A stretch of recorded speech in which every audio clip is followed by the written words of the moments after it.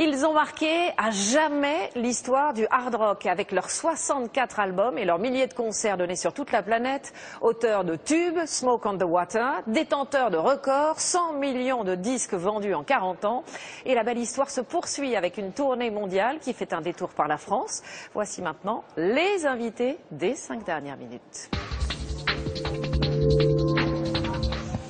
Et ces invités, ce sont les membres du groupe Deep Purple. Thank you so much to be here. Ian Gillan qui est avec nous, le chanteur. Merci vraiment d'être ici. Ça nous fait un plaisir immense de vous recevoir sur ce plateau pour nous parler de vos quelques concerts en France à l'occasion d'une grande tournée et puis de l'album, nouvel album qui va sortir au mois de février. D'abord, première question, vous jouiez hier soir au Zénith à Paris. Comment s'est passé le concert? Comment vous l'avez ressenti? C'est extraordinaire, fantastique. Je suis toujours très heureux de revenir ici. Je vivais à Paris il y a très longtemps. C'était extraordinaire, un mélange de générations, l'énergie qu'ils nous ont donnée. C'est extraordinaire. Nous nous sommes beaucoup amusés. Alors justement, comment est-ce que vous expliquez la fidélité du public vis-à-vis du groupe depuis 40 ans maintenant? Parce que quand on vient dans vos concerts, il y a quoi? Il y a une, il y a deux, il y a trois générations qui vous suivent maintenant de la même famille. C'est un miracle. Je ne sais pas. Bon, nous sommes sincères, la musique est simple, nous sommes des musiciens, c'est quelque chose de tout à fait direct, une interaction avec les spectateurs. Il n'y a pas d'artifice technique, c'est du rock tout à fait honnête et l'énergie est en symbiose. Donc chacun y prend son plaisir. Alors on pourrait avoir l'impression, même on pourrait penser que vous pourriez être blasé au bout de 40 ans de carrière. Et en fait, c'est pas du tout le sentiment que vous donnez. On a l'impression que vous vous amusez toujours beaucoup sur scène, qu'il y a un vrai plaisir à donner des concerts. Vous avez dû en donner des centaines à Paris. Oui, c'est quelque chose que nous avons dans le sang. Ça fait 40 ou 50 ans que nous faisons des tournées. Ça aurait pu, nous aurions pu être blasés si c'était comme des spectacles de cabaret, mais ça n'est pas le cas. C'est quelque chose qui génère de l'énergie. Il y a toujours des choses nouvelles qui se passent sur la scène, beaucoup d'improvisation, beaucoup de défis à relever. Donc chaque spectacle, chaque concert est nouveau. C'est pour cela que nous durons. Alors, vous allez sortir un nouvel album en février. Vous m'en parliez en coulisses juste avant le début du journal. Est-ce que vous pouvez déjà nous dire, on va dire, quelques secrets de fabrication sur cet album qui va sortir en février? C'est le premier disque, le premier album qui sort après 7 ans. Donc les premiers mélanges viennent de sortir. C'est très différent. Vous avez tout ce qui fait le rock. Mais ce qui est vraiment très important, c'est que cela montre l'interaction entre les musiciens. Après avoir fait des tournées pendant si longtemps, il y a une espèce de fluidité dans les chansons, comme si nous chantions d'une seule voix. Je suis très heureux. Vous imaginez l'impatience là des gens qui sont en train de vous écouter, qui se disent il y a un nouvel album qui va sortir au mois de février, ça fait 7 ans que c'est pas arrivé. Est-ce que parfois vous avez peur de décevoir tous ces fans qui vous suivent dans le monde entier? Oui.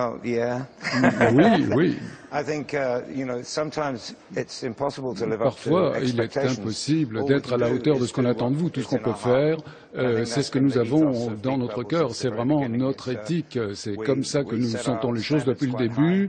Nous mettons la barre très haut et nous essayons d'être à la hauteur et nous espérons que les gens l'aimeront. Alors, en marge de ces tournées qui n'en finissent pas, des albums, je parlais, il y a 64 albums en tout du groupe Deep Purple. Vous vous êtes investi aussi dans l'humanitaire en Arménie. D'où est venu ce déclic pour vous? L'histoire est tout à fait merveilleuse. Je visitais l'Arménie juste après le séisme en 1989. C'était un désastre. Il y avait 20 000 personnes qui étaient sinistrées. Et nous avons essayé de faire quelque chose pour redonner un nouveau départ à la musique, parce qu'il n'y avait pas de musique à l'époque. Il y en avait avant. Il n'y en avait plus dans les églises et partout. Nous avons décidé de construire une école de musique et nous avons fini par collecter des fonds avec John Lord, John Henry de Black Sabbath, Nickel McBrain de Iron Maiden, beaucoup d'autres personnes. Et nous avons réussi à lever des fonds, nous avons commencé la construction, ce sera prêt l'année prochaine. C'est vraiment un très bon point d'orgue. Est-ce que ça veut dire aussi que pour vous, c'est devenu important de faire autre chose que de la bonne, très bonne musique? Oui, bien sûr. Nous vivons, nous avons tous une vie complète. Si on ne vit que la musique, on ne sait rien d'autre. Mais l'un des avantages des tournées, c'est qu'on rencontre beaucoup de gens de différents pays, différentes cultures. Nous avons beaucoup de centres d'intérêt. En tout cas, nous, on va vivre la musique avec vous, parce que vous nous faites un immense plaisir. Je vais vous demander d'aller rejoindre les autres membres du groupe. Allez-y, je vous en prie. Et vous allez nous interpréter un extrait. Je vous en prie, Ian Gillan. Allez-y, allez rejoindre le groupe. Et je vais vous demander de nous interpréter un extrait de votre tube mythique mondial, Smoke on the Water. Il a été écrit après l'incendie d'un hôtel lors du festival de Montreux. C'était au bord du lac Léman. On vous écoute. Deep Purple en direct sur notre plateau. C'est à vous.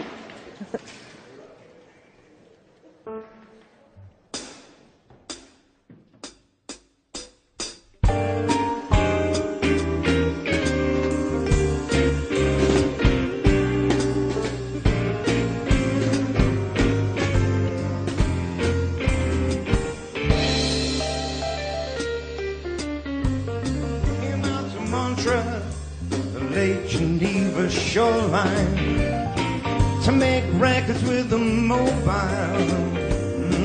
We didn't have much time. Frank Zappa and the Mothers were half the best plays around. Some stupid with a flare gun burned the place to the ground. Smoke on the water, fire in the sky. Smoke on the water, you got it.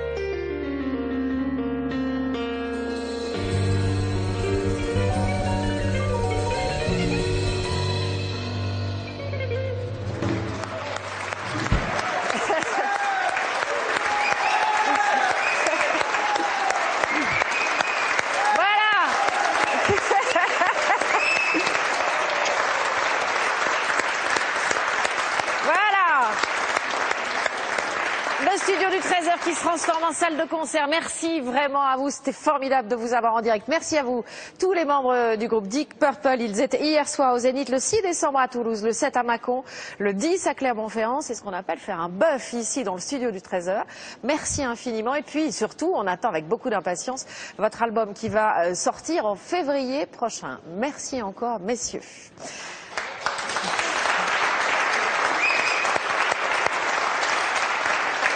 Alors, avant de vous quitter, une pensée particulière dans un esprit beaucoup plus sombre, comme chaque mercredi pour les 7 Français toujours retenus en otage dans le monde, 6 dans le Sahara, dont voici les portraits dont les noms s'affichent, 1 en Somalie, bien sûr, nous ne les oublions pas. C'est la fin de cette édition. Merci à vous de l'avoir suivi. Tout de suite, la météo complète. Philippe Verdier, 20h, vous avez rendez-vous avec David Pujadas. Nous, on se retrouve demain, même lieu, même heure.